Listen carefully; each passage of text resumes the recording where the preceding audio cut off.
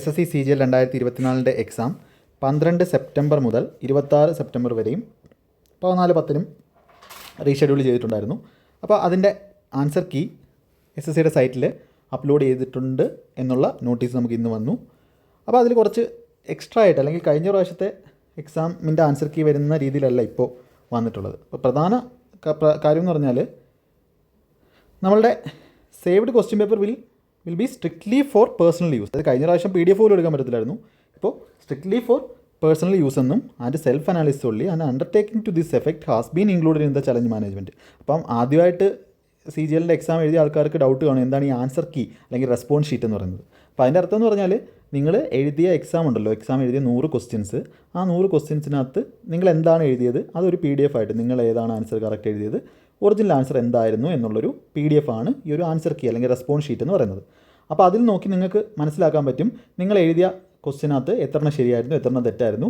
അതനുസരിച്ച് നിങ്ങൾക്ക് എന്ത് ചെയ്യാൻ പറ്റും, നിങ്ങളുടെ മാർക്ക് കാൽക്കുലേറ്റ് ചെയ്യാൻ പറ്റും. മാർക്ക് കാൽക്കുലേറ്റ് ചെയ്തിട്ട് നിങ്ങൾക്ക് കമ്പയർ ചെയ്യാൻ പറ്റും. അപ്പോൾ പണ്ടൊക്കെ ആയിരുന്നു നമുക്ക് പല പല സൈറ്റുകളിൽ ഇട്ടിട്ട്, ഇപ്പോഴും അവർ ചെയ്യുന്നുണ്ടെന്ന് തോന്നുന്നു, സൈറ്റുകളിൽ ഇട്ടിട്ട് എന്ത് ചെയ്യായിരുന്നു, ആ ഡേറ്റ വെച്ചിട്ട് നമുക്ക് നമ്മുടെ റാങ്ക് അല്ലെങ്കിൽ ബാക്കിയുള്ളവരുടെ മാർക്ക്, സെയിം ഷിഫ്റ്റിലുള്ള ആൾക്കാരുടെ മാർക്ക് അല്ലെങ്കിൽ ഓൾ ഇന്ത്യ എത്ര മാർക്കുണ്ട് എത്ര റാങ്ക് ഉണ്ടെന്നൊക്കെ അവർ കാൽക്കുലേറ്റ് ചെയ്ത് തരുമായിരുന്നു. പക്ഷേ ഇപ്പോഴും എനിക്ക് തോന്നുന്നു കുറച്ച് സൈറ്റുകളിലൊക്കെ ചെയ്യുന്നുണ്ട്. പക്ഷേ ഇങ്ങനെ ഒരു പ്രശ്നം ഉണ്ടായ സ്ഥിതിക്ക് അതിൽ പങ്കെടുക്കുന്ന ആൾക്കാരുടെ എണ്ണം കുറവായിരിക്കും. അപ്പോൾ നിങ്ങൾക്ക് അത് ആക്യുറേറ്റ് ആയിട്ട് നമുക്ക് ആ ഒരു ഡേറ്റ കിട്ടത്തില്ല. പിന്നെ ഒരു പ്രശ്നം ഈ അനാലിസിസ്, എനിക്ക് തോന്നുന്നു RBIയിലൊക്കെ അനാലിസിസ് നടത്തണമെന്നുണ്ടെങ്കിൽ അവർക്ക് എന്ത് വേണം, ആ ഡേറ്റ വേണം. പക്ഷേ മാർക്ക് കൊടുക്കാം, മാർക്ക് കൊടുത്തിട്ട് അനാലിസിസ് നടത്താം. പക്ഷേ എന്നാലും ഒരു പ്രശ്നം ഉണ്ടാവും, കറക്റ്റ് മാർക്ക് എല്ലാവരും കൊടുക്കണമെന്നില്ല. അപ്പോൾ ആ ഒരു അനാലിസിസ് എന്ന് പറയുന്ന പ്രോസസ്സ് അല്ലെങ്കിൽ കട്ട് ഓഫ് എത്ര ആയിരിക്കും എന്നുള്ള അത് ആക്യുറേറ്റ് ആയിട്ട് കണ്ടെത്താൻ ഇനി പാടായിരിക്കും. അതുപോലെ തന്നെ ഇപ്രാവശ്യത്തെ കട്ട് ഓഫ് നോർമലൈസേഷൻ പ്രോസസ്സ് കുറച്ച് മാറ്റം ഉണ്ടെന്ന് പറയുന്നു. അപ്പോൾ അങ്ങനെയാണെങ്കിൽ കട്ട് ഓഫ് വ്യത്യാസം വരും. അപ്പോൾ കുറയാനാണ് ചാൻസ്. കാരണം എന്ന് വെച്ചാൽ ഇംഗ്ലീഷും GK നല്ല പ്രയാസം ഉണ്ടായിരുന്നു. അപ്പോൾ ഇംഗ്ലീഷ് പാടാണെങ്കിൽ അവിടെ കട്ട് ഓഫ് കുറവ് തന്നെ ആയിരിക്കും. അപ്പോൾ ഞാൻ പറയുന്നു, നിങ്ങളിങ്ങനെ മാർക്ക് നോക്കുകയാണെങ്കിൽ നിങ്ങൾക്ക് 100+ അല്ലെങ്കിൽ 110+ അല്ലെങ്കിൽ 120 ആ ഒരു റേഞ്ചൊക്കെ ഉണ്ടെങ്കിൽ നിങ്ങൾ അടുത്ത മെയിൻസിന് വേണ്ടി സീരിയസ് ആയിട്ട് പഠിക്കണം. മെയിൻസിന് നിങ്ങൾ സെലക്ട് ആയില്ലെങ്കിൽ പോലും നിങ്ങൾക്ക് എന്ത് ചെയ്യാൻ പറ്റും, അടുത്ത വർഷത്തേക്ക് വേണ്ടിയെങ്കിലും സെറ്റ് ആവാൻ പറ്റും. അപ്പോൾ അതിൽ കൂടുതൽ മാർക്കുള്ളവർ എന്തായാലും സെറ്റായിട്ട് പഠിച്ചു. അപ്പോൾ ഇത് എങ്ങനെയാണ് 16 മുതൽ 19 വരെ മാത്രമേ എന്ത് ചെയ്യാൻ പറ്റത്തുള്ളൂ, നിങ്ങൾക്ക് ഇത് ആക്സസ് ചെയ്യാൻ പറ്റത്തുള്ളൂ. പിന്നെ എന്തെങ്കിലും ക്വസ്റ്റ്യൻ തെറ്റാണെന്ന് കാണുവാണെങ്കിൽ നിങ്ങൾക്ക് ചലഞ്ച് ചെയ്യാം. അതിന് 50 രൂപ പെർ ക്വസ്റ്റ്യൻ ആണ്. അതിൻ്റെ വിൻഡോയും എല്ലാം ഉണ്ട്, അത് കാണിച്ചു തരാം. അപ്പോൾ details of instruction to access response or answer key താഴെ പറയുന്നുണ്ട്. പിന്നെ response sheet will not available after the എബോ, അത് 19-ാം തീയതി കഴിഞ്ഞാൽ പിന്നെ നിങ്ങൾക്ക് എന്ത് ചെയ്യാൻ പറ്റില്ല, കാണാൻ പറ്റത്തില്ല ആൻസർ കീ. അപ്പോൾ റെസ്പോൺസ് അത് കഴിഞ്ഞിട്ടുള്ള റിക്വസ്റ്റ് ഒന്നും പരിഗണിക്കത്തില്ല. അപ്പോൾ ഇതാണ് നമുക്ക് നോട്ടീസായിട്ട് ഇന്ന് വന്നിട്ടുള്ളത്. അപ്പോൾ ഏകദേശം 1 മാസം കഴിഞ്ഞു, എക്സാം നടന്നിട്ട് 1 മാസം കഴിഞ്ഞു. ഇനിയിപ്പോൾ റിസൾട്ട് വരണം. അപ്പോൾ നിങ്ങൾ ഒരു കാര്യം മനസ്സിലാക്കുക, ഞാൻ ആൻസർ കീയുടെ കാര്യം പറയാം, എന്നിട്ട് മെയിൻസിൻ്റെ നിങ്ങൾ പഠിക്കേണ്ട എങ്ങനെയാണ് അല്ലെങ്കിൽ മെയിൻസിൻ്റെ നിങ്ങളുടെ സ്ട്രാറ്റജി എന്താണെന്നുകൂടെ ഞാൻ ഈ വീഡിയോയിൽ തന്നെ പറയാം. അപ്പോൾ ഇവിടെ നിങ്ങൾ ssc.gov.in എന്ന് പറയുന്ന സൈറ്റിലോട്ട് കയറുക. അപ്പോൾ കുറച്ച് പേർക്ക് ആദ്യമേ ആക്സസിബിൾ അല്ലായിരുന്നു, ഇപ്പം ഓക്കെ ആയി കാണുമെന്ന് വിശ്വസിക്കുന്നു. കുറേ പേർക്ക് കേൾക്കാൻ പറ്റിയെന്ന് വിശ്വസിക്കുന്നു. അപ്പോൾ ലോഗിൻ ചെയ്തതിന് നിങ്ങളുടെ യൂസർ നെയിമും പാസ്വേഡും കൊടുത്ത് ഇതിനകത്ത് ലോഗിൻ ചെയ്യുക. ലോഗിൻ ചെയ്തതിന് ശേഷം മൈ ആപ്ലിക്കേഷനകത്ത് എടുക്കുക. അതുപോലെ ആൻസർ കീ ചലഞ്ച് എന്ന് പറയുന്നത് അല്ലെങ്കിൽ ആൻസർ കീ കാണാൻ പറ്റും അവിടെ. എന്നിട്ട് എന്ത് ചെയ്യാം, ചലഞ്ച് സിസ്റ്റം സേവ് കൊടുക്കുക. പേഴ്സണൽ യൂസ് എന്ന് പറഞ്ഞു ഇവർ എന്താണ് ഈ ഉദ്ദേശിക്കുന്നത് എനിക്ക് മനസ്സിലാവില്ല. ഓൺലൈനിൽ ഇങ്ങനെ ഒരു സാധനം പബ്ലിഷ് ചെയ്യുന്ന സമയത്ത് ഇപ്പം നമുക്ക് വീട്ടിൽ രജിസ്റ്റേർഡ് ആയിട്ട് അയക്കുവാണെങ്കിൽ ഓക്കെ, വേറെ ആർക്കും കാണിക്കില്ലെന്ന് പറയും. ഇത് ഓൺലൈനായിട്ട് എടുക്കുന്ന സമയത്ത് ഇവർ എന്തുകൊണ്ടാണ് ഈ ഒരു കീ ആർക്കും കാണിക്കരുത് കൊടുക്കരുതെന്നൊക്കെ പറയുന്നത് എന്തുകൊണ്ടാണ് മനസ്സിലാവുന്നില്ല. അത് വെറും ആൻസർ കീ മാത്രമാണ്. ഇവരുടെ തെറ്റിനെ അല്ലെങ്കിൽ ഒരുപാട് ക്വസ്റ്റ്യൻസ് തെറ്റിയതിനെ മറയ്ക്കാനുള്ളൊരു കാരണമായിട്ടാണ് എനിക്ക് തോന്നുന്നത്. അപ്പോൾ എന്തായാലും ക്വസ്റ്റ്യൻസ് വരും, ക്വസ്റ്റ്യൻസ് പല സ്ഥലത്തുനിന്ന് വരും. അത് എക്സാം നെയിം പറയാതെ ലേറ്റസ്റ്റ് പാറ്റേൺ ക്വസ്റ്റ്യൻ എന്നും പറഞ്ഞ് എന്ത് ചെയ്യും, എന്തായാലും നിങ്ങൾക്ക് അത് കിട്ടുക തന്നെ ചെയ്യും. അപ്പോൾ അതുകൊണ്ട് നിങ്ങൾ പേടിക്കൊന്നും വേണ്ട. ഈ ഒരു അനാലിസിസിൻ്റെ പരിപാടി കുറയും. പിന്നെ എന്താണ് ഇവർ ഉദ്ദേശിക്കുന്നതെന്ന് അറിയില്ല.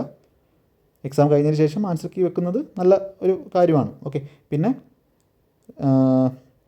ലോഗിൻ ചെയ്തിട്ട് റെസ്പോൺസ് ഷീറ്റ് വരും. The sheet includes roll number, candidate name അതെല്ലാം ഉണ്ട്. കളർ കോഡിങ്, ഗ്രീൻ എന്ന് പറഞ്ഞാൽ കറക്റ്റ് ആൻസർ ആണ്, റെഡ് എന്ന് പറഞ്ഞാൽ തെറ്റാണ്, യെല്ലോ എന്ന് പറഞ്ഞാൽ റെസ്പെക്റ്റീവ് ക്വസ്റ്റിൻ്റെ actual correct answer, grey indicates candidate has not attempt ചെയ്യാത്തത്, അതെല്ലാം കൊടുത്തിട്ടുണ്ട്. ഇതുപോലെ ആയിരിക്കും കീ വരുന്നതെന്ന് വരെ അവരെന്ത് ചെയ്തിട്ടുണ്ട് അവിടെ പറഞ്ഞിട്ടുണ്ട്. ഓക്കെ, ഗ്രീവൻസിൻ്റെ കാര്യം പറഞ്ഞിട്ടുണ്ട്, ചലഞ്ചിങ്ങിൻ്റെ കാര്യം പറഞ്ഞിട്ടുണ്ട്, കംപ്ലയിൻറ്റ് അബൌട്ട് ക്വസ്റ്റ്യൻ 50 രൂപ കൊടുത്തിട്ട് അതിൻ്റെ എല്ലാം ഡീറ്റെയിൽസ് എന്ത് ചെയ്തിട്ടുണ്ട് അവർ പറഞ്ഞിട്ടുണ്ട്. എങ്ങനെയാണ് ചെയ്യേണ്ടത്, പേയ്മെൻറ്റ് എങ്ങനെയാണ് ചെയ്യേണ്ടത്, എല്ലാം ആ വീഡിയോയിലുണ്ട്. അത് ടെലിഗ്രാം ചാനലിൽ കൊടുത്തിട്ടുണ്ട്. അപ്പോൾ ഇത്രയും കാര്യങ്ങൾ പറഞ്ഞു കഴിഞ്ഞു. ഇനി നമുക്ക് നമ്മളുടെ റിയൽ കാര്യത്തിലോട്ട് വരാം. അപ്പോൾ ഇതിൻ്റെ റിസൾട്ട് വരും. റിസൾട്ട് പെട്ടെന്ന് തന്നെ വരും. റിസൾട്ട് പെട്ടെന്ന് വന്നിട്ട് ഒരു ഒക്ടോബറായി, നവംബർ, ഡിസംബർ, ജനുവരി ഒരു മിഡ് ആകുമ്പോൾ നമുക്ക് എക്സാം ഉണ്ടെന്ന് വിചാരിക്കാം. ഏകദേശം 2-2.5 മാസം. 2.5 മാസം എന്ന് പറയുമ്പോൾ ഏകദേശം ഒരു 80 ഡേയ്സ് ഉണ്ടെന്ന് വിചാരിക്കാം. ഏറ്റവും കൂടുതലാണ് ഞാൻ പറയുന്നത്. 80 ഡേയ്സ് നമ്മുടെ കയ്യിലുണ്ടെന്ന് വിചാരിക്കാം, അല്ലെങ്കിൽ 70 ഡേയ്സ് ഉണ്ടെന്ന് വിചാരിക്കാം. ആ സമയത്ത് നിങ്ങൾ എന്ത് ചെയ്യണം? ഇപ്പോൾ ഇത്രയും ദിവസം 12-ാം തീയതി സെപ്റ്റംബറിൽ എക്സാം കഴിഞ്ഞ ഒരാൾക്ക് ഇപ്പോൾ ഒരു മാസത്തിൽ കൂടുതലായി. അതായത് അവരുടെ 30 ദിവസം ഓൾറെഡി കഴിഞ്ഞു. അപ്പോൾ ആ 30 ദിവസം നിങ്ങൾ വർക്ക് ചെയ്തിട്ടുണ്ടെങ്കിൽ നിങ്ങൾക്ക് അതിൻ്റെ വ്യത്യാസം ബാക്കിയുള്ളവരിൽ നിന്ന് നിങ്ങൾക്ക് കിട്ടും. കാര്യം ആൻസർ കീ വരട്ടെ അന്നേരം പഠിക്കാമെന്ന് പറഞ്ഞിരിക്കുന്ന ആൾക്കാർ അങ്ങനെ ചെയ്യാതിരിക്കാൻ വേണ്ടി ഞാൻ അന്ന് തന്നെ എക്സാം കഴിയുന്ന ആ ഒരു സെപ്റ്റംബർ 20 സമയത്ത് തന്നെ ഒരു വീഡിയോ ചെയ്തിട്ടുണ്ടായിരുന്നു, മെയിൻസിന് വേണ്ടി എന്ത് ചെയ്യണം. അപ്പോൾ തന്നെ നമ്മുടെ ക്ലാസ്സുകൾ സ്റ്റാർട്ട് ചെയ്തിട്ടുണ്ടായിരുന്നു, നമ്മുടെ ഷെഡ്യൂളും സ്റ്റാർട്ട് ചെയ്തിട്ടുണ്ടായിരുന്നു. ഷെഡ്യൂൾ എന്ന് പറഞ്ഞാൽ അതിൻ്റെ ഡീറ്റെയിൽസ് ഞാൻ പറഞ്ഞുതരാം. അപ്പോൾ അന്ന് മുതൽ പഠിക്കുന്ന കുറേ കുട്ടികളുണ്ട് ഇവിടെ എൻ്റെ കൂടെ. അപ്പോൾ അങ്ങനെയുള്ളവരുടെ കൂടെയാണ് നിങ്ങൾ കോമ്പീറ്റ് ചെയ്യാൻ പോകുന്നത്. അപ്പോൾ ഇനിയെങ്കിലും നിങ്ങൾ ആ സമയം വേസ്റ്റ് ആയത് പോയി. ഇനിയെങ്കിലും അങ്ങനെ ഇരിക്കുന്നവരുണ്ടെങ്കിൽ ഇപ്പോൾ സ്റ്റാർട്ട് ചെയ്തോളുക. ഇനി ഇങ്ങനൊരു സമയം കിട്ടത്തില്ല.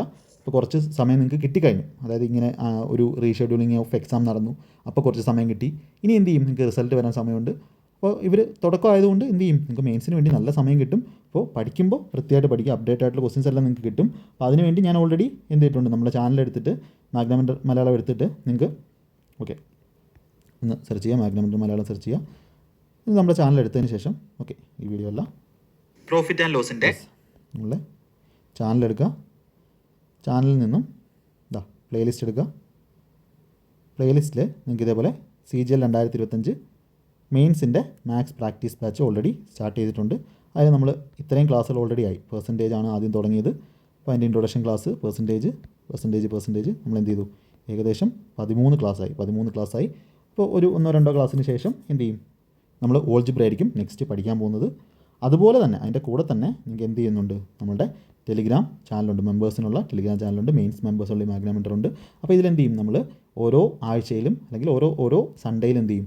ഓരോ ആഴ്ചയും ചെയ്യേണ്ട ടാസ്കുകൾ. ഇപ്പം ടെക്സ്റ്റ് ബുക്കിൽ നിന്നും 13 ഒക്ടോബറിൽ എന്ത് ചെയ്യണം, 14 ഒക്ടോബറിൽ എന്ത് ചെയ്യണം, 15 ഒക്ടോബറിൽ എന്ത് ചെയ്യണം, അതുപോലെ എല്ലാ സബ്ജക്റ്റിൻ്റെയും അതുപോലെ വേണ്ടുന്ന ഇമ്പോർട്ടൻ്റ് ആയിട്ടുള്ള PDF-കൾ, വൊക്കാബുലറി, ഏതൊക്കെ വൊക്കാബുലറി നിങ്ങൾ പഠിക്കണം, ആ കാര്യങ്ങളെല്ലാം എന്ത് ചെയ്യുന്നുണ്ട്? നമ്മളിവിടെ കൊടുക്കുന്നുണ്ട്. അതുപോലെ ഇമ്പോർട്ടൻ്റ് ആയിട്ടുള്ള PDF-കളും എന്ത് ചെയ്യുന്നുണ്ട്? ഇവിടെ കൊടുക്കുന്നുണ്ട്. അങ്ങനെ സ്ട്രക്ചർഡായിട്ട് നമ്മൾ പഠിച്ച് തുടങ്ങിയിട്ടുണ്ട്. അപ്പോൾ അതിൽ നിങ്ങളിപ്പോൾ ജോയിൻ ചെയ്യുകയാണെങ്കിൽ നിങ്ങൾക്ക് എന്ത് ചെയ്യാം? അതിൻ്റെ കൂടെ പഠിക്കാം. ഒരു 2-3 ആഴ്ച ആയിട്ടേ ഉള്ളൂ. നിങ്ങൾക്ക് അത് കവർ ചെയ്തെടുക്കാവുന്നതാണ്. അത് മെമ്പർഷിപ്പിൽ ജോയിൻ ചെയ്ത് നിങ്ങൾക്ക് എന്ത് ചെയ്യാവുന്നതാണ്. മെമ്പർഷിപ്പിൻ്റെ ഡീറ്റെയിൽസൊക്കെ നേരത്തെ പറഞ്ഞിട്ടുണ്ട്. അപ്പോൾ അങ്ങനെ സീരിയസ് ആയിട്ട് പഠിക്കുന്നവർക്ക് ജോയിൻ ചെയ്ത് ഷെഡ്യൂളൊക്കെ വെച്ച് നന്നായിട്ട് പഠിക്കാം. അവസാനം ആ ഒരു ഷെഡ്യൂൾ നിങ്ങൾ കറക്റ്റായിട്ട് ക്ലാസ്സും കണ്ട് ഷെഡ്യൂളും ഫോളോ ചെയ്ത് കഴിയുമ്പോഴത്തേക്കും നിങ്ങൾക്ക് എന്ത് ചെയ്യാൻ പറ്റും? അതിൻ്റെ ഒരു വിജയം ഉണ്ടാക്കുന്നതായിരിക്കും. അപ്പോൾ എന്തായാലും നിങ്ങൾ എവിടെ പഠിച്ചു തുടങ്ങിയാലും എന്ത് ചെയ്യുക? ഇപ്പം ഇവിടെ തന്നെ പഠിക്കണമെന്ന് ഞാൻ പറയുന്നില്ല. നിങ്ങൾക്ക് കംഫർട്ടബിൾ ആയിട്ട് നിങ്ങൾക്ക് മനസ്സിലാവുന്ന സ്ഥലത്ത് പോയി പഠിക്കുക. പക്ഷേ പഠിക്കുന്ന സമയത്ത് പ്രാക്ടീസിന് കൂടുതൽ ഇമ്പോർട്ടൻസ് കൊടുക്കുക. കൂടുതൽ ക്വസ്റ്റ്യൻസ് പ്രാക്ടീസ് ചെയ്യുക എന്നുള്ളതാണ് മെയിൻസിൻ്റെ ഉദ്ദേശം എന്ന് പറയുന്നത്. പുതിയ ബേസിക് ക്ലാസ്സുകൾ കാണുക എന്നുള്ളതല്ല. അപ്പോൾ ബേസിക് ക്ലാസ് കാണേണ്ടവർ ബേസിക് ലെവലിൽ തന്നെ എന്ത് ചെയ്യുക? പഠിക്കുക. അതിൻ്റെയും ക്ലാസ്സുകൾ അവൈലബിൾ ആണ്. അതിൻ്റെ ഷെഡ്യൂൾ ഓൾറെഡി പോകുന്നുണ്ട്. അപ്പോൾ അതിൻ്റെയൊക്കെ ഡീറ്റെയിൽസ് ഞാൻ കമൻറ്റിൽ കൊടുത്തേക്കാം. ഓക്കെ. അപ്പോൾ ഓൾറെഡി മെമ്പർഷിപ്പ് എടുത്ത് പഠിക്കുന്നവർ അവരുടെ ഡീറ്റെയിൽസ്, അവരുടെ ഈ ഒരു ക്ലാസ്സുകളെ പറ്റിയുള്ള ഫീഡ്ബാക്ക്, ഷെഡ്യൂളിനെ പറ്റിയുള്ള മെൻറ്റർഷിപ്പിനെ പറ്റിയുള്ള ഫീഡ്ബാക്ക് ഇവിടെ കൊടുക്കാവുന്നതാണ്. അത് ബാക്കിയുള്ള കുട്ടികൾക്ക് എന്താവും ഇതിനെപ്പറ്റിയൊക്കെ അറിയാൻ സഹായിക്കുകയും ചെയ്യും. അപ്പോൾ ഓൾ ദി ബെസ്റ്റ്. നന്നായിട്ട് പഠിക്കുക. Thank you.